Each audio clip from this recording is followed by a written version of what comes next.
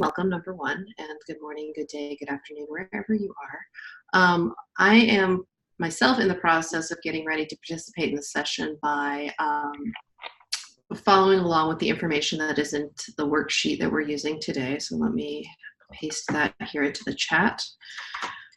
Here is the worksheet, and in it you will observe that our goals today are to look at the release that we released yesterday, which is RNode 9.5, and we have, over the past several hours, updated the public testnet with this version. And there are certainly some things that you need to know and do specifically to be successful in joining this testnet. So if you will open that worksheet and follow along, you will be well set to participate in today's session. Please don't hesitate to come off mute or use the chat if you run into errors. But to give you a sample of what's going to happen over the next few minutes, I'm in the process of using that worksheet to not only install Node 9.5, but also get ready to run and join the public testnet. And if you're planning to do the same, you should be doing the same at this point as well.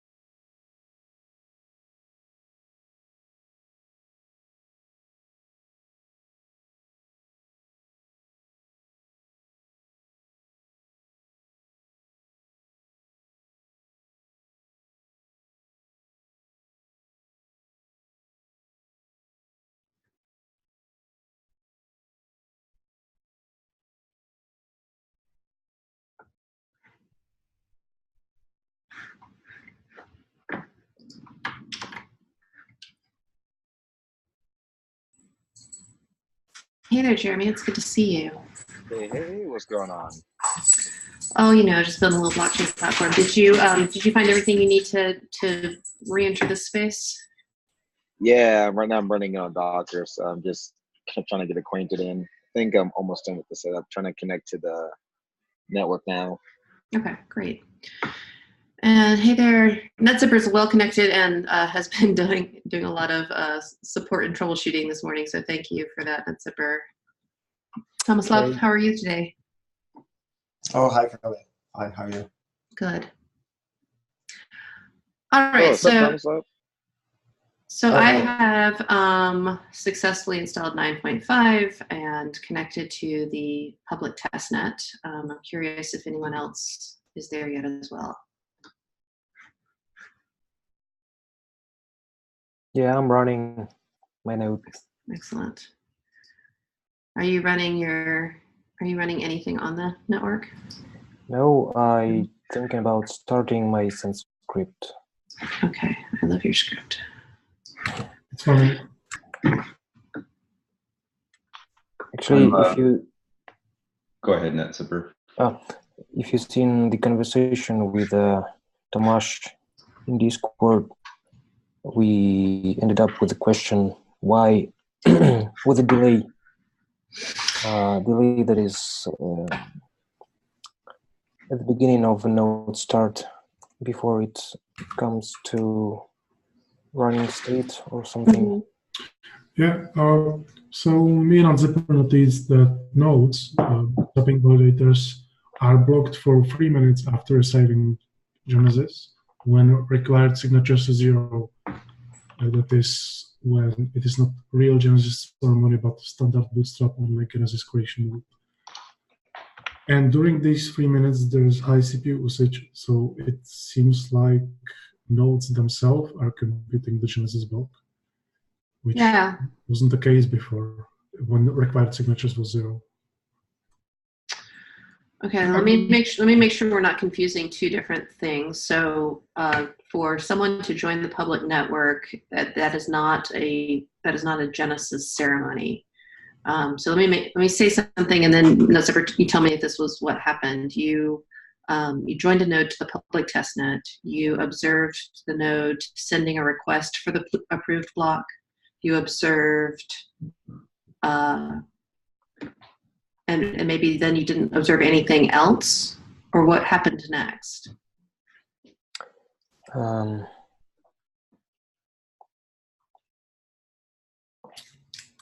Okay. I observed a request for Genesis block. I received Genesis block, and then the next line I saw in my terminal was after 3 minutes. It was telling that something in Casper in some state making transition to running state. Mm-hmm. Casper engine.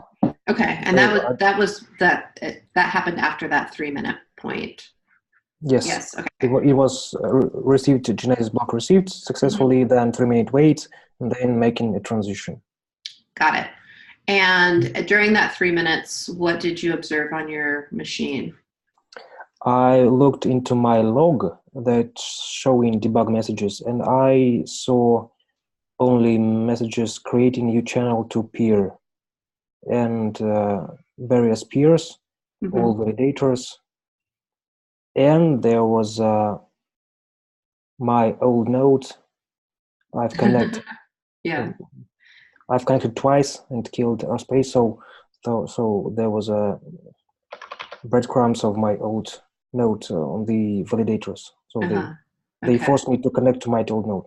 But looks like this is not the case. Not the problem is if there is a problem, because these messages are continuously repeating after like a transition to running state. So it's like something just debug messages which are in the log file all the time. And it's the creating channel message, right? Yes. Yeah. By the way, I've noticed the same issue on the validator node, and that Genesis Bootstrap node creates Genesis in 3 minutes, and during that time, validator nodes are idle. And when they receive the Genesis block from Bootstrap, they themselves compute the Genesis block for 3 minutes. And I think that this wasn't the case before. Okay. Yeah, okay, agreed. For what it's worth, when I just did it, it was very fast.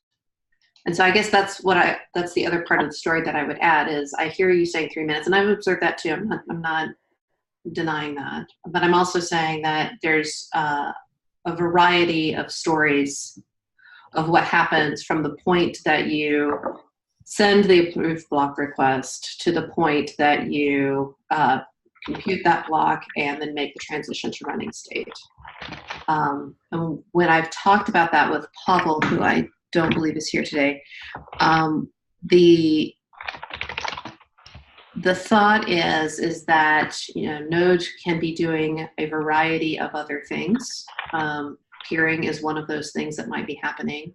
Also, the computation of that Genesis block may take time.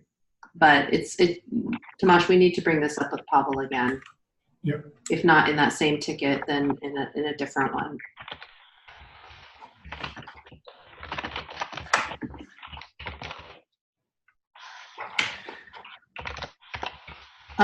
Anyone else having issues connecting to the testnet? Oh, I'm not looking at chat.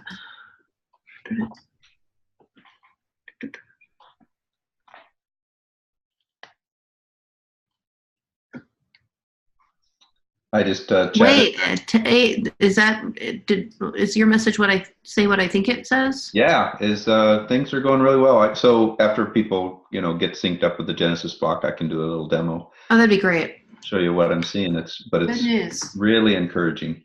Yeah, excellent.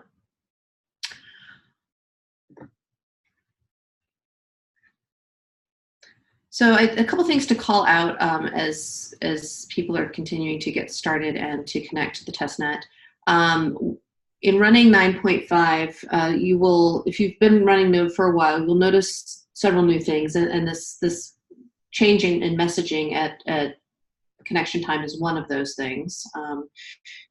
There's more, Casper provides more messaging at startup to help you understand what's going on and to give you places to start counting if you're curious to figure out how long it takes to process that Genesis block and transition. Additionally, in 9.5, let me just look at the release plan so I don't mislead you.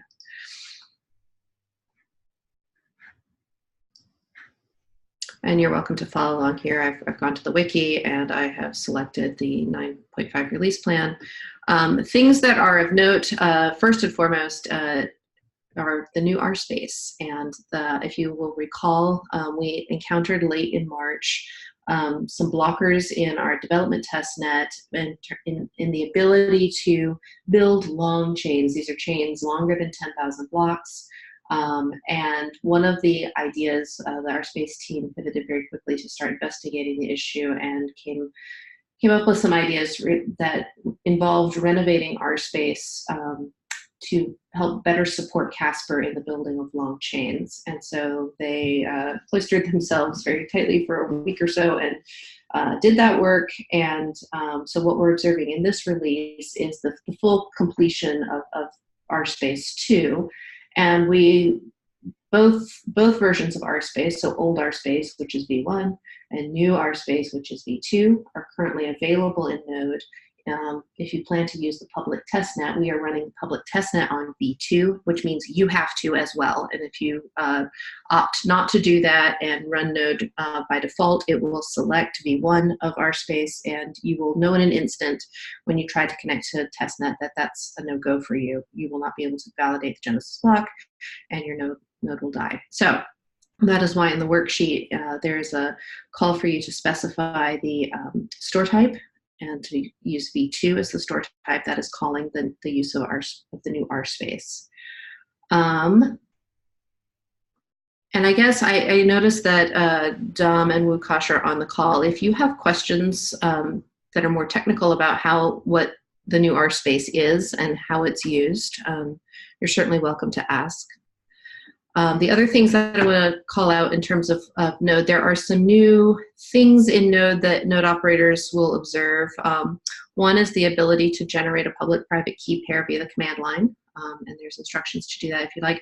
Currently, that is generating an ED25519 key pair. I think we're going to change that to deliver a SecP256K1 key set, but I need to confirm that that's actually the case. And if that were to be so, Kelly, it is. Thank you. Yeah. So that would be something that we would do in the next sprint and for the next release at the point where we're using SecP256K1 in other spaces throughout Node. The other thing to note, this is a troubleshooting thing. Previously, if you passed a file to Node via an invalid path, your Node would still start, it would work, and you would be very confused, but it wouldn't work well, and you'd be very confused as to why. And so we have provided a safety measure, really. If you provide a file to Node at startup that has an invalid path, your Node will fail, and it will stop, and it will give you a message indicating that the path was invalid, and you can go try again. So usually that's for people who are either giving a BOM file to Node or delivering a config file. And then we have finally in this release completed all the work that was part of the EPIC 1496, which was to support blocks of all sizes. Early on and for a while that has meant that you've observed block streaming, and you can see that in your console logs, the streaming of blocks, but it also now we have introduced a circuit breaker because up to this point there was nothing stopping huge files being delivered to your node. By default, I believe this is set at 200 megabytes, and you can specify at runtime what you would like that maximum allowed streamed message to be. And if at the point that you hit that message size, whether it's the default or the one that you have specified, you'll get a warning message and log that the circuit breaker, that you've exceeded the max size. It won't kill your node, but you'll know that that happened. Finally, no, not finally, almost finally, you are able to locate your node ID now as part of the call to look at status. So now that status includes not only the things that it previously included, which were version and peers, but also now your node ID, which is helpful if you want to give that information out for someone to bootstrap off of, or you're just curious what your node ID was so that you can figure out who you are as you look at the blockchain. We talked about earlier. So those are the big changes in 9.5, new RSpace, some number of node optimizations. There are some other smaller things. There's some consensus bug fixes. And then you'll notice in the release plan a variety of changes related to our testing infrastructure. Those are kind of background things that you as a node user don't typically use. So with that, let me just stop talking. I'm going to direct my eyes at the chat window and happy to take any questions, or there's a number of people from our dev team on the call if you have any other questions that I might not be able to answer.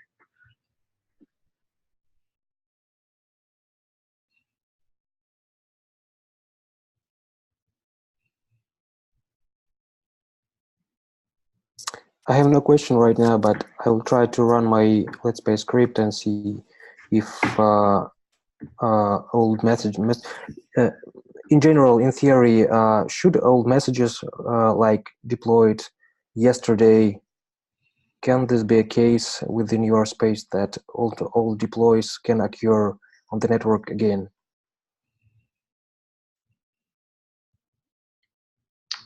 Let's think about that.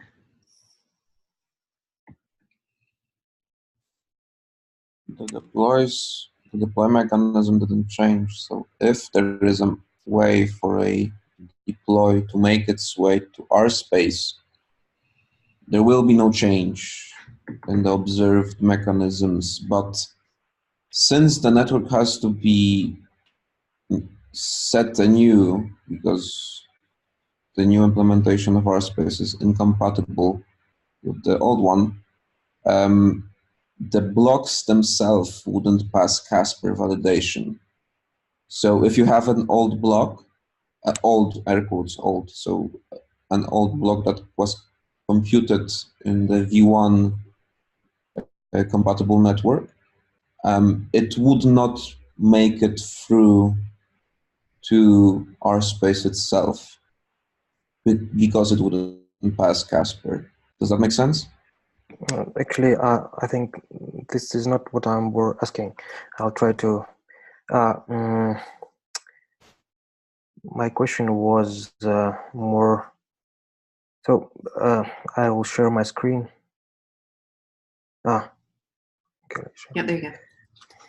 Okay. Okay, can you see this?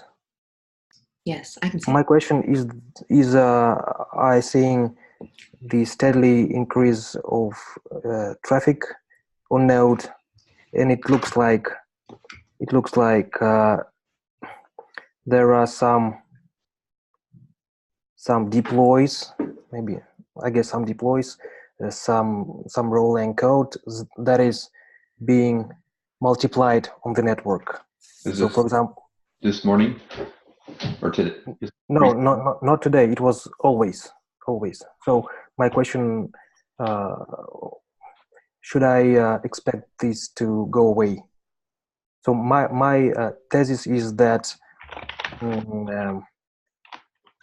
node keep broadcasting old deploys, old data over the network, and this causes a rise in the network traffic, while I guess it should not be. So let me approach this question from a different angle. RSpace is the persistence layer. It does not broadcast messages. It does not partake in the Casper protocol or any part of the blockchain itself. It's responsible for only for persisting data. So I fail to see how this relates to this question. Yeah, let me answer it. Okay. So I don't think that it will go away with RSpace update. Kelly, do you remember when we talked about this in post-community debrief, about the repeating deploys that NodeZipper was seeing? Ago? So I'm not sure where is this ticketed, but RSpace change probably will not fix this. Yeah, agreed. That's a Casper issue. Okay, I just thought that maybe if there will be enough throughput in our space, so Casper will do its job better. So a lot more deploys will be needed to make Casper do this stuff. So yes, so I will try. Okay. Okay. I mean, and yes, I mean, and Dom and Mukesh, tell me I'm wrong. A lot of the reason that we redid RSpace in a variety of ways is exactly to support Casper, even though that's not going to be the resolution to this. Well, there's this caveat on this statement. Support Casper does not mean make it faster. That's right. Because we are making it measurably slower at the moment, because that's the name of the game. We need to start storing stuff that was previously it was held in memory, and we cannot allow this because this blows up everything. So the other side of the coin is, of course, we have a plan to make it faster and have it achieve better numbers. But at this particular moment, most of the stuff that has to be stored or fetched from the data is being stored or fetched from the disk. So sorry for going into very low details, but I feel that expecting the change to RSpace to make stuff faster is a misrepresentation of what we needed to achieve. Longer chains does not mean Casper running faster. It means being stable past 10,000 blocks or whatever the market is. Does that make sense? Yeah, thanks.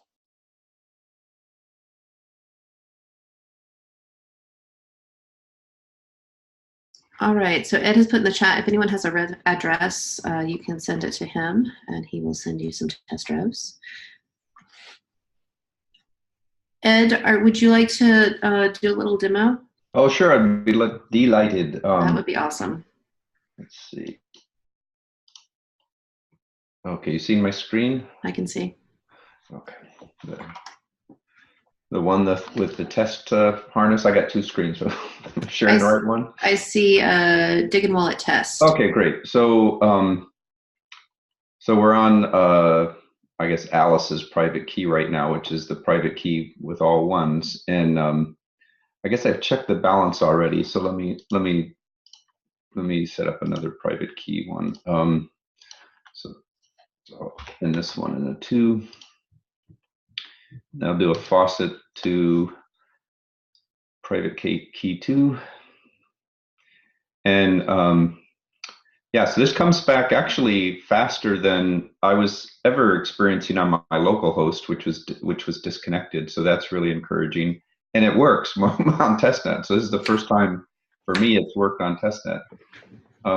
Before I was never getting the response to listen for data at name for whatever reason.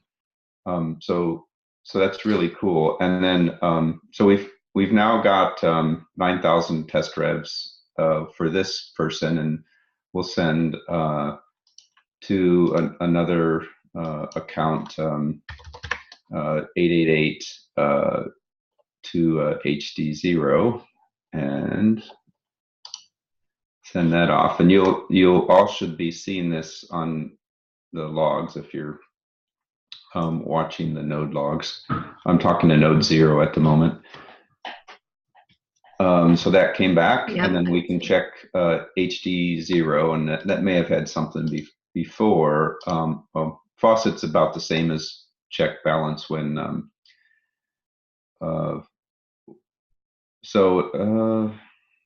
I can't tell really what the balance was before.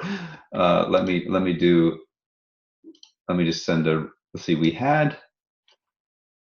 What did we have? We had. I can't do the math now. It's too early in the morning. How much did you put in? I don't. That's what I don't remember. That's what you don't remember. Okay, that's not Too math. damn That's early just in the morning. recall. Okay, I'm gonna do one more. All right, so this PK3 has nothing. It's brand new. So we're gonna go back to PK1 and just send one rev to PK3. From PK1 to PK3. And so when we go over to PK3 after this, they should have 1.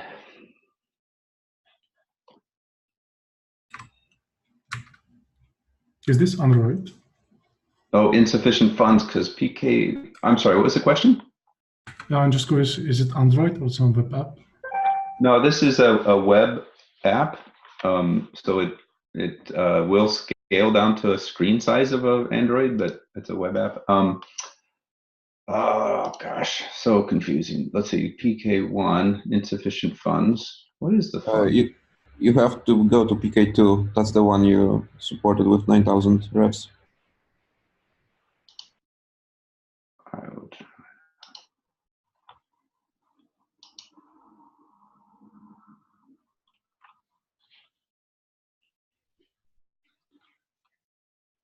Okay, so PK2 has plenty, and I forget what, well,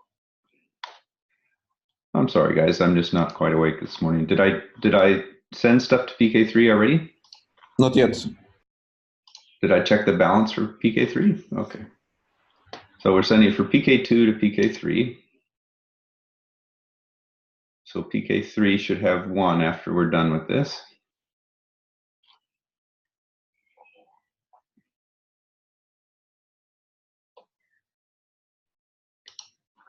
Okay, now we'll go to PK3 and check the balance. Drum roll, and it's 1. So it's working. Excellent. All right. Yay. That's number really one. awesome, Let's just say yay. Yeah. That's really, really cool. I'm really happy. I will observe as a bit of a caveat, Ed, and not certainly not in the intent to rain on the parade. One of the things that I will call out with related to the success of running this on testnet today versus what you and I were observing late last week, and I wonder if there's a difference just in terms of the age of the network. Right. So this network you're running against is very young. Right. I mean, there's only 28 blocks on it right now versus the network you were running against last week, which was older, had more blocks on it, and was observably slower than this particular one. Right. Right. Yeah, and what was interesting about before was the amount of time that even just a simple listen for data at name took. You know, whether I knew there was something there or not got longer. So it was not necessarily waiting on results of a deploy. So that's an interesting data point. Just think, whether that's memory or disk speed or just whatever, the network being busy. But yeah, anyway, congratulations to the dev team, because this is a pretty big milestone for me to get unblocked from this perspective. So I'll record a demo later today and upload it. Excellent. Excellent. Congratulations. That's really good news. You might want to attend Joshy's rolling hour and tell us there. Oh, if I can, I've got some other commitments this morning, so I don't think I'll be able to, but maybe I'll be able to carve some time out.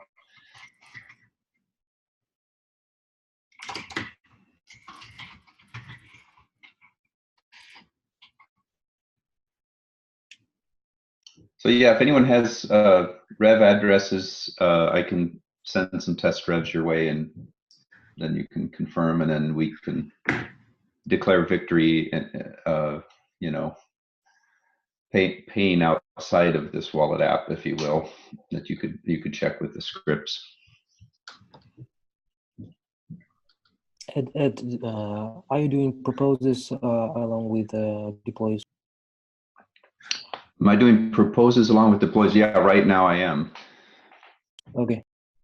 I needed to do some code to remove that, but you know, hopefully it would work fine. I just may have to wait, you know, a little bit longer for the listen for data at name, or retry it if it doesn't, you know, show up the you know, the second after I do the deploy. But yeah, so I'll work on that too, and then hopefully I can remove the propose step altogether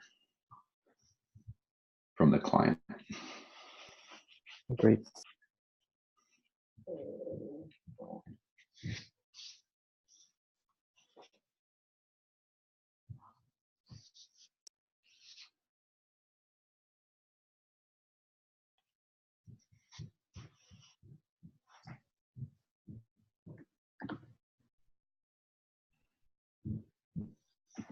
Ed, how do you know where is the time to check for, where to listen for a name, where to check for a name?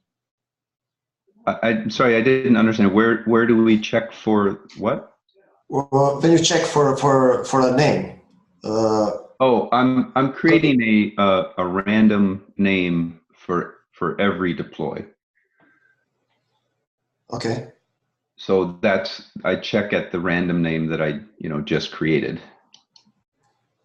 But how do you know when to check? Well, today what the client is doing is it's doing the propose. It's waiting for the response from the propose, and then it's checking the name. Yeah, that's what it's doing at the moment. What I'm going to have to do is keep polling for that name until the expected results are there.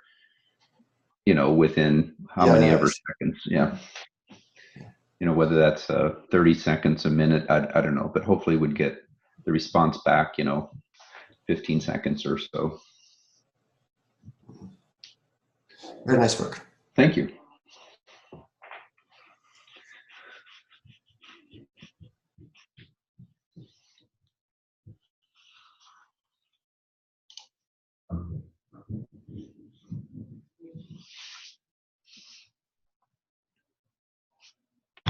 So does anyone have a public address they can send me? Or I mean a rev address is what I'm going to say. Or private key, and I can generate the rev address.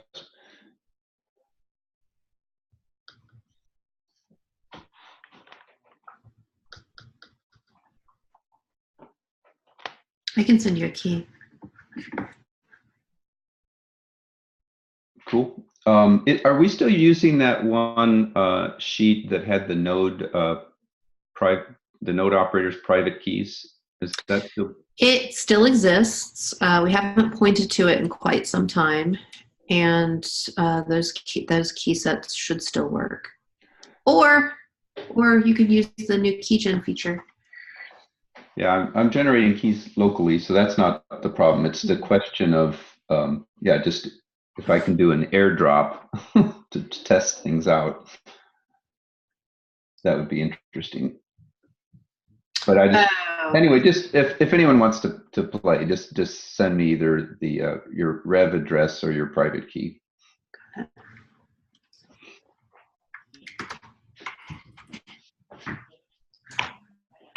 Ed, are you generating the keys with RNode or with JavaScript code? It's with JavaScript. There's a library called Tweet NACL that's in play for that. Oh, cool.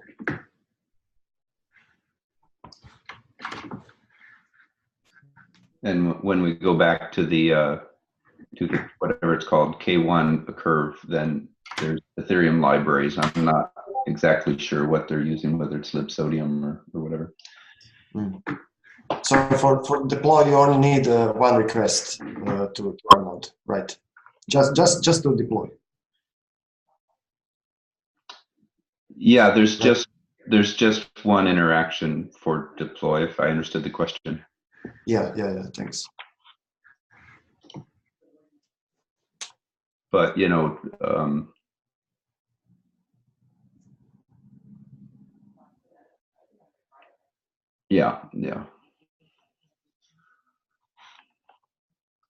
But most of the interactions do require this listening for some result that comes later to confirm. Yeah. My question was before that, just to deploy. Yeah. Okay, thanks. Can you remind me of the status of the Rev wallet? Do you mean the command line wallet? I mean. Oh, I don't know. Okay. That's a Kelly question. I wasn't listening. Forgive me. What did you say, Jim? What's the status again of the command line wallet? Can I pitch that over to Chris?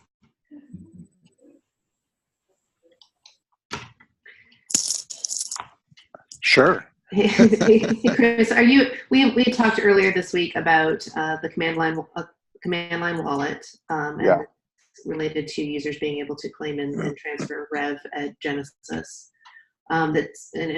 Just for clarity, this is not something we have fully discussed with the team at this point. It's an idea we heard from the community. We've taken it to heart. We understand the importance of it, but it's not been a priority discussion this week with the development team. But I think Chris can provide some more details on what we're thinking. Yeah, so it's going to come in two phases. One is the not super user-friendly phase, which is we will have the ability to use private keys in the Node software and an ability to sort of simplify the Rev transfers through the Node software. So that's going to be the first and only thing people are going to have. And then the second thing, which is what Kelly's referring to, is the actual building of a pure command line wallet. And most likely we will do that as a JavaScript-based command line wallet that will leverage the RChain API JavaScript bridge to the node. But we haven't talked to the developers about that yet. So it hasn't been scheduled in terms of when that work is going to be done. That's the status. Thank you.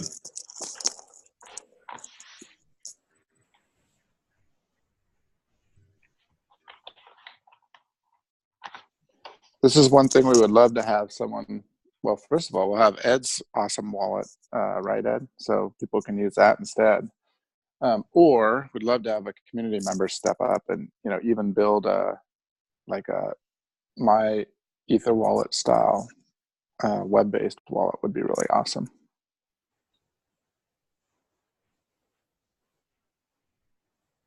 Any takers?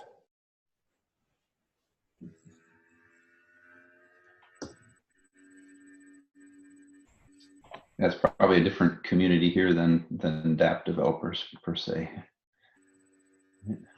Maybe not Zipper's a dApp developer, but most of the others are node operators.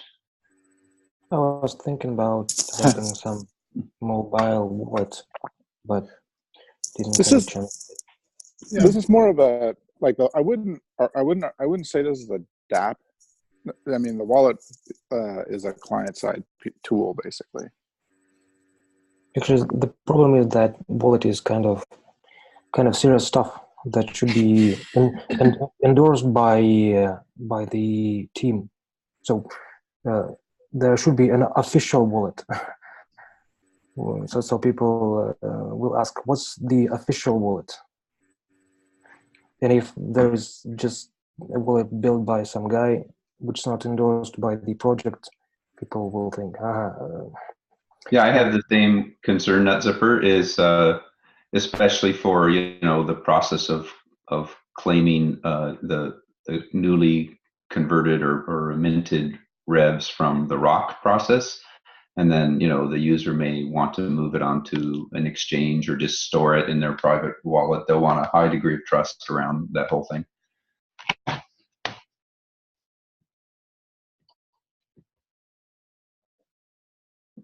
I'm hoping we can resurrect some interest in Colab in extensions to the Archain API to support wallet functions, as well as extensions to RSign. We provide a MetaMask type capability. Hopefully, we can get some community engagement in those processes, or wait until the development team can get around to it. Yeah. Well, you know, this is a really big milestone from my perspective, that testnet is ready to handle these transactions. You know, at least from, you know, my experiences prior to this, I was unable to do, you know, the Alice Space Bob kind of scenario, and so this opens up a lot of opportunities for, you know, what was in Colab and Dan Conley's command line wallet work, and yeah, the RSign and other projects are a lot more practical when testnet's behaving as expected. So that's really cool.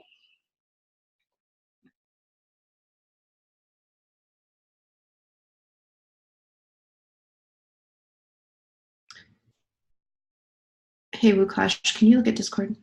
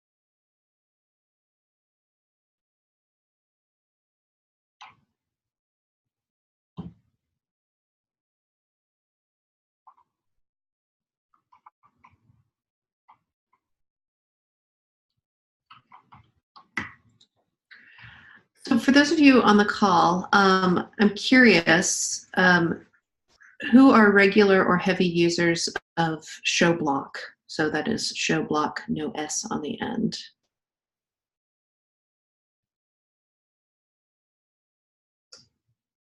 I haven't used it.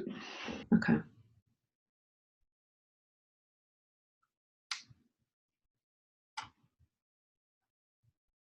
We've used it in a number of these sessions. How are you using it and what for? Well, we were looking for our public key to show up in a block. On one occasion,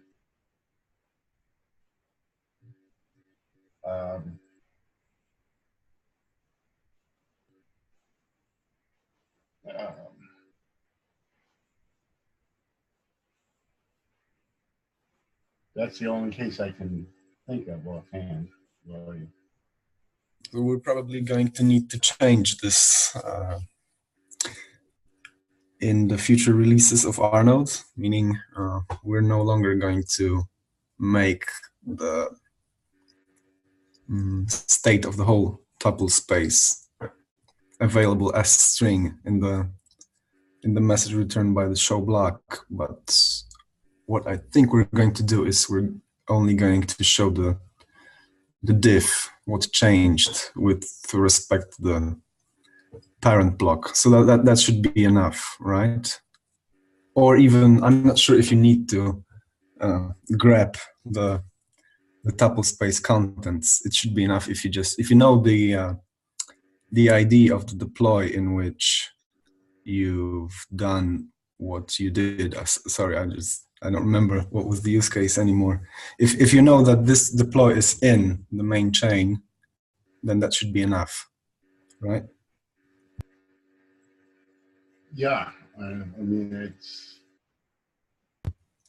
it carries the same information, just it is extracted in a different way. So I don't think it's a blocker. Yeah, the diff is all that should be needed.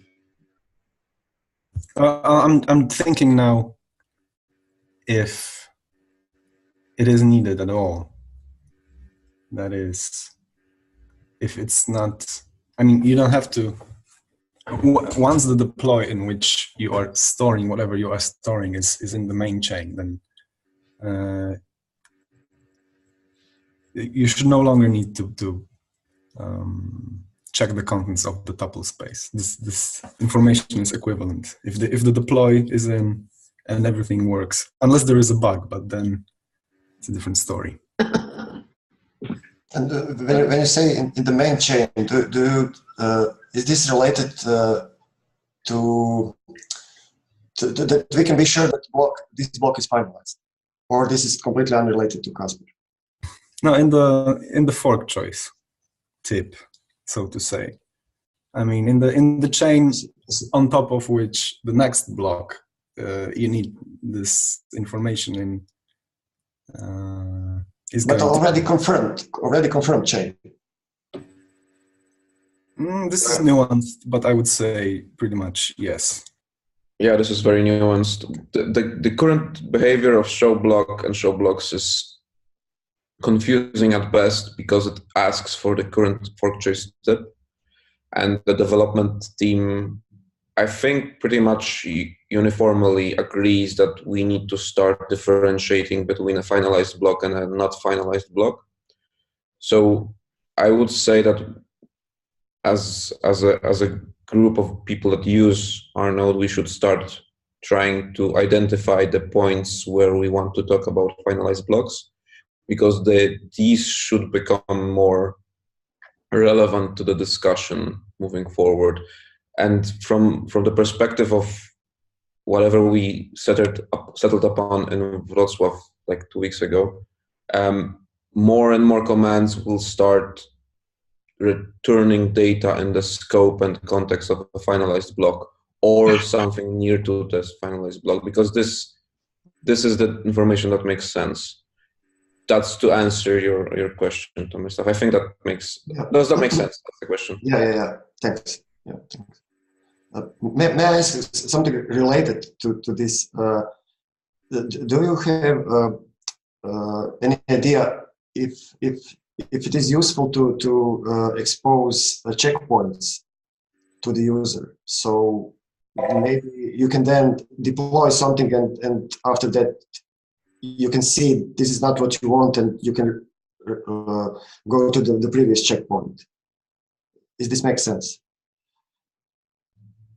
What would be the use case? Are you referring to the running live chain, or are you referring to a REPL instance? Both. When you want to test something, or maybe you want to test something on the chain, and you want to see how this works, and you want to roll back. In that sense, before. Sure. Testing something on the chain is iffy, because if you propose something to the network, you will be charged for it. So my understanding of the current consensus, but this is nice to have, sadly, but there is a consensus that it would be useful to allow the REPL to switch between checkpoints. I shouldn't use the name checkpoint.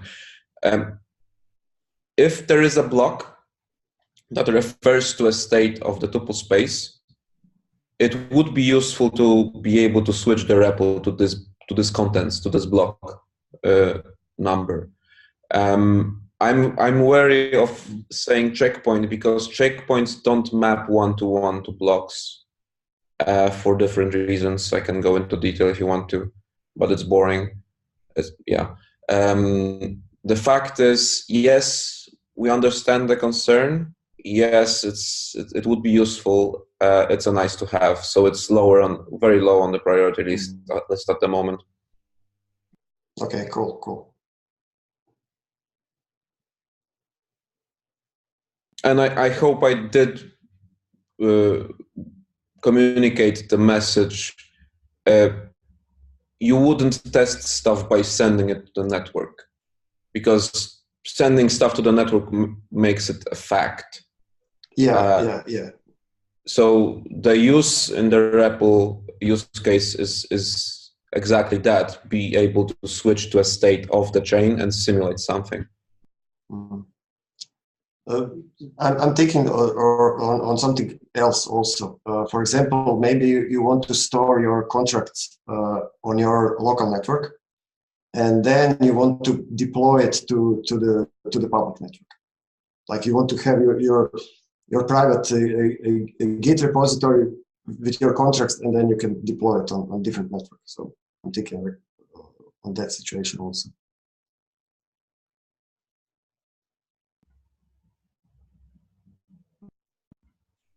You would have to hack the RNode client to be able to do that. But yeah, that's doable.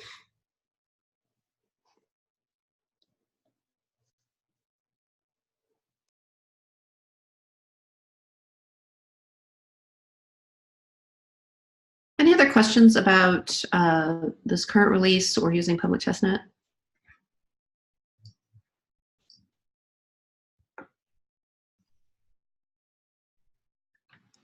Tomislav, I understand that you have a rolling client that you've been working on that you might like to demo. Would you like to use the time here to do that? Yeah, is that related to the testnet? So yeah, and I think this is a great audience for it. So unless there's any objections or any other questions about Node or testnet, I would like to see what you're doing. Just I'm seeing that's not responding as it was 10 or 15 minutes ago when I just do simple interactions now. So something seemed to happen with testnet over the last 10 or 15 minutes that's made it much less responsive at best. Can you be very specific about what responsive? So, I'm sorry, yeah. So just a similar interactions that I was doing, like checking the balance is not coming back now, where before it would come back in 10 seconds or something. So not sure what's going on. Haven't looked at the logs to see if nut zipper's going on. Ouch. Actually, I'm trying to start my script, but I haven't done yet anything. Oh, really? Okay, so if someone. Okay, so if someone could just take a look at the logs to see if there's anything interesting they notice over the last 5-10 minutes. I'm seeing the nut zippers deploys. I am too. I deployed a few deploys, but I don't think it should be. Okay. Yes, whatever you did seemed to have a big impact on the stability of responsiveness of testnet, or possibly something I did, but more likely something someone else did. I just maybe the heavy part. What I'm doing is I deploying almost simultaneously to the every validator. Mm-hmm. So when they try to propose, they try to make their data consistent with deploys of each other, and Casper's starting to go on fire. Well, can we? So maybe if I use just a single validator, things can be better. Well, I'm wondering, Kelly and NutZipper, if we can just wait a few minutes and see if it settles down. Sure, I will kill my script if it's running. I'll check this now. This is a great test because we knew it was responsive, 15 minutes ago. Mhm. Now it's not. So is it temporary or is it kind of a permanent effect? Okay. So yeah, let's NetZipper, if you are running your script, and I don't think you are. I'm not anymore, yes. Okay. So all right. So don't start. Let us see if there's a change, and let's give some time over to Tomislav to do his demo, and then let's check in at the end to Ed. How's that Okay. sound? Yeah. Okay. Sure. Tomislav, what have you been working on? I was making a demo for what I was proposing last time, and I can show you what I done.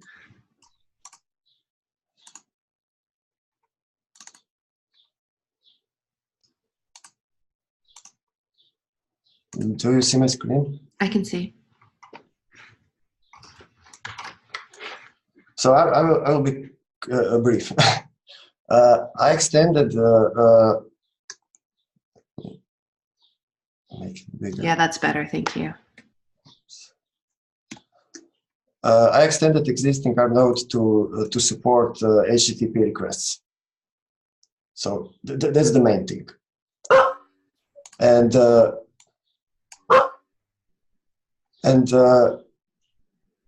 after that, I have Node.js web server, which runs WebSockets. So this is the code for this web server. And I have a single page application. This is like just a WebSocket client. I can start all these things.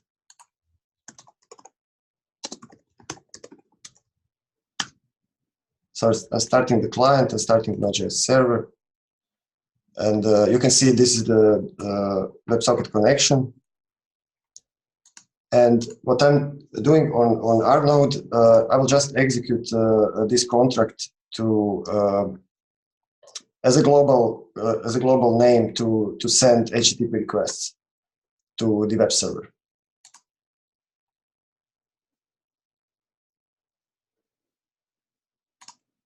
This is it, and I can send messages from RNode to this WebSocket client. So I can use this VS name, and I can send. Oops, never mind.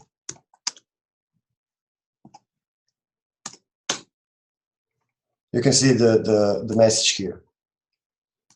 So this is the whole point. Cool stuff. How to notify clients more easily without this overhead to call a val or something like that. Very cool. Yeah, I think that we could use it for testing, something like that. And I also extended the example so I can send. I can have communications in both directions. So this code will make like a long pooling to the web server. So I'm using the HTTP to establish this two-way communication. So this contract is always running, and when you ends up on the timeout of HTTP, it just repeats itself, and you keep this log polling request ongoing. And I can send messages from client. You can see here, and this is simple string, but I can also send more complicated message. For example, I have something that is that I call like a command, and this is just a record, and I can here say RNode. So I'm entering. I have another extension to RNode to run local processes, so I can check version, for example. And this is the version of my local node. Neat. So this code will be directly executed on the RNode, and I'm pattern matching here on this record. Because JSON is embedded inside the rolling, so I can just use rolling parser to parse this code as a rolling and pattern matching on this. That's Oh, really you- awesome, Tomislav. Yes, very nice. You're talking about a feature I may not be aware of at all. So you're saying that Rolang knows how to parse JSON to certain types of JSON? Yeah, that was Greg was explaining this, that you can just embed JSON inside the rolling, so you can just use rolling parser, and I'm using the rolling parser just for that.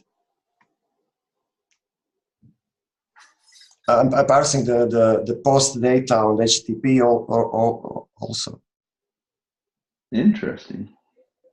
Yeah, and here I'm parsing the body of HTTP. Wow. Is it on GitHub? Yeah, I'll put everything on GitHub. Now it's not the latest version on GitHub, so I will put. And I can do also. I have special command that is echo. So this is like a full circle, and I have this echo is a command on the RNode, and the color is a command that the client understands. So I can change the color, for example, here.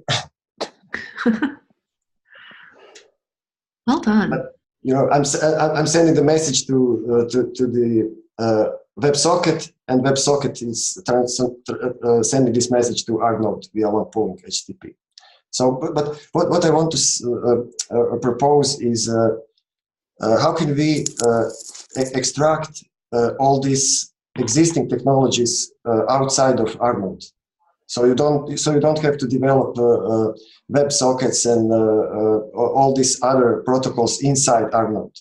So maybe it's easier to just make a universal bridge that you can easily use for these kind of purposes. So then you can have like a third-party support for this connection to RNode.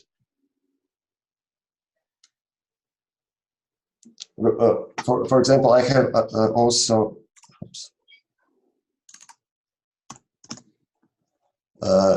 URL command.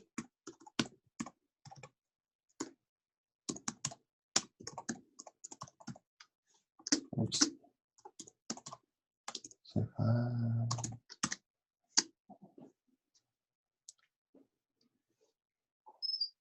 HTTPS, right?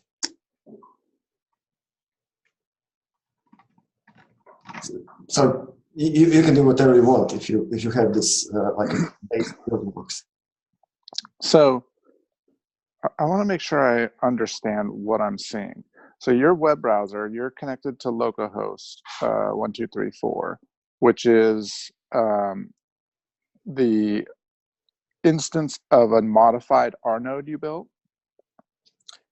So this is a single page application. Yeah. But in the background, it's connected only via WebSockets to this Node.js web server. Ah, okay. Yes, you're running your own version of RNode. That's And then Yeah, so that Node.js web server. Keep going, Tomislav. Sorry, yeah, what's sitting on the port 1234? this is my just local developer environment for client application. I'm using Parcel for this. Yeah, I can show you. I'm using Parcel for this, and this is what this command to start this. And Parcel is using default port 1234. Oh, okay. So for this That's just a way to host your app there locally. yeah, just completely separate. and then it's making a WebSocket connection back to 9. Yeah, 9898. 9.8.9. Okay, so and listening at 9.8.9.8 is a Node.js server that you built. That exactly. Okay, and so this is your. Now we're looking at the Node.js server, and is it speaking to Node? Yes. The Node.js server is in the middle. Yep. So because I only have HTTP requests from inside the RNode, I have these endpoints, like a regular HTTP endpoints that Node can call. And one of these endpoints, its only purpose is to have this long pooling connection. This is like a standard long pooling. You make a request, and after timeout, you just keep making another request. And when a node wants to send a message, when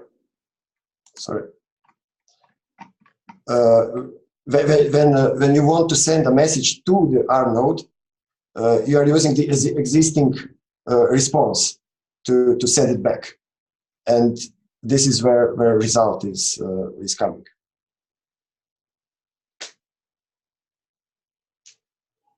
But I'm guessing that you can have directly WebSockets exposed from the Scala library.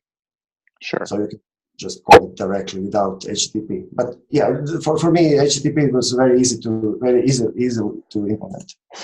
This is the whole code. I was just extended the existing system processes. Interesting. That's cool. Thanks. Yeah, very cool. You Awesome. rock. That's awesome. Thanks. Yeah, this is something Roebuck could use yesterday. I really hope this gets put in the to get into the mainstream. Yeah, but I think that this is also there is a question about security. What do you want to allow that user can call on your local node? So it's not just easy change, but also it's But this is self-sovereign software. You run this yourself, so. Yeah, I was thinking that this is the main application for this is you are running your own node and you want to have direct interaction with your node. So your node can run different programs or something like that. So can I just confirm one thing, Tomislav? That chunk of Scala that you highlighted about a minute ago, that's the only change you made to RNode to make this all work? Yeah, this is the most of the change. Okay. I needed some other changes, but not related to this, just to parse. Okay. Parse stuff, yeah. Yeah. Cool. Thank you so much. This is awesome. Thank you for sharing that, Tomislav. Well done. And one last thing, you're going to put it up on GitHub? Yes, I will. And then, can you for the well, I guess have you cloned our chain, RNode, so we'd be able to see the diff of that as well? Yeah. I'm using the latest version on their branch. Got it. Okay, cool. Thanks. Yep.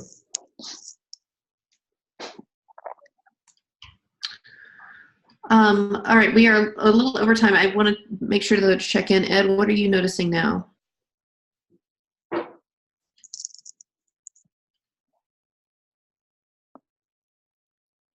You're muted. And I can see your screen.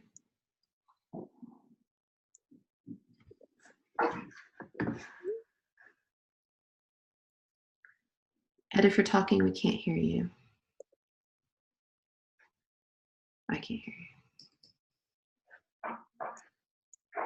Yes, there we go. There we go. I clicked the mute button and didn't unmute. So looks like Node 3 log has settled down from earlier, and I'll do another check balance. What's interesting is that deploy doesn't show up in the logs like it would normally show up. Maybe someone else could try a deploy and see if it gets through.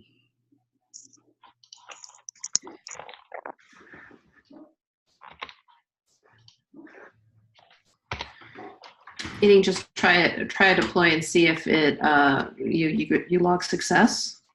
Yeah, see if the log shows the deploy. Got it. Let me try. Are you doing that, Tomasz? Let me try. Okay, thank you. I've had some issues. The first time I ran, I got an approved block, and then I got a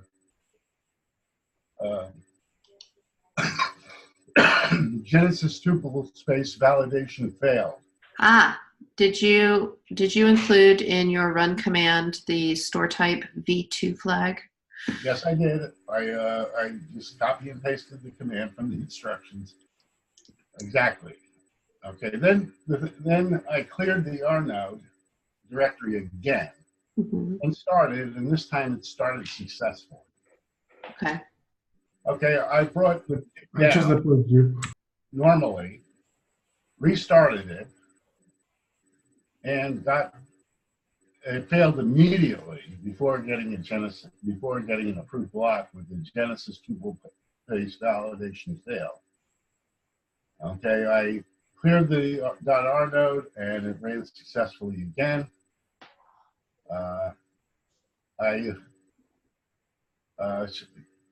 I hit Control C to stop it, and it didn't seem to shut down properly. It didn't Yeah, that happens sometimes. Okay, and then of course when I restarted, I got the Genesis tuple space failed. And Okay, well, hold on. There's a step missing. So you Control C and it didn't shut down nicely, but you got to a place where you could attempt to restart. Before you restarted, did you clear your RSpace directory?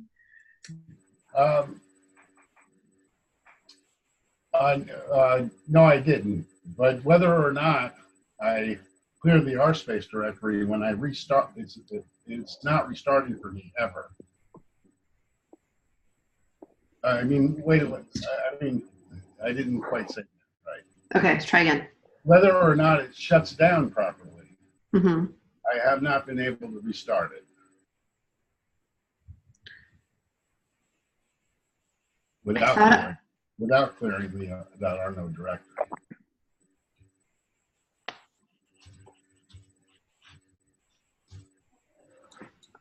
At any Go ahead. At any point, have you received? At some point, you said you successfully received the Genesis block. Did you transition to the approved handler state and observe that you were off and running with Casper?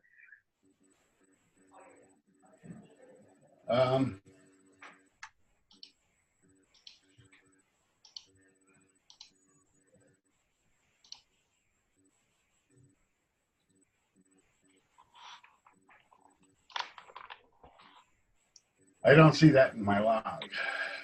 Not this time. I did put the logs in the comment. Okay. All right. We'll take a look. That's weird. But no. Now I got valid approved block received. Okay. So just wait. Don't do anything, and let's see if it not only receives it, but does all the other things. Let me go back in the log here. This is. And it sounds like you're putting it in a ticket. Is that correct?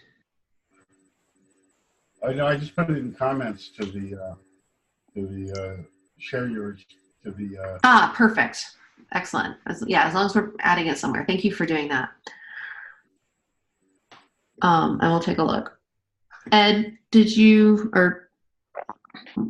what are you observing now? Yeah, so the good news is I have a bug in my software, and it has something to do with when I restart the app or change my private key, it somehow is mangling the address or private keys. And so whatever the UI thinks I was sending to the node was either, improperly formatted when it's signed, or I didn't actually send it, and the UI didn't tell me I didn't send it. So cool. Or the network settled down might be part of it, but yeah.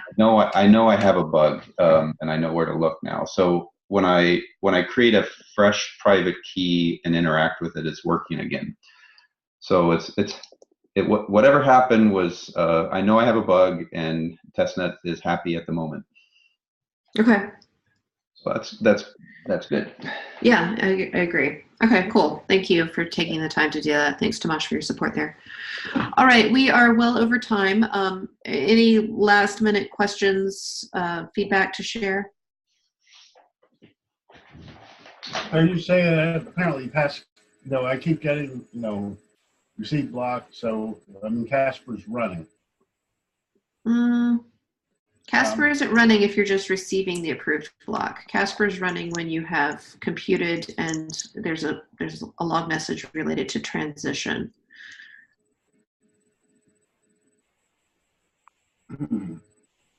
I see it making new fork choices. Doesn't that mean it's...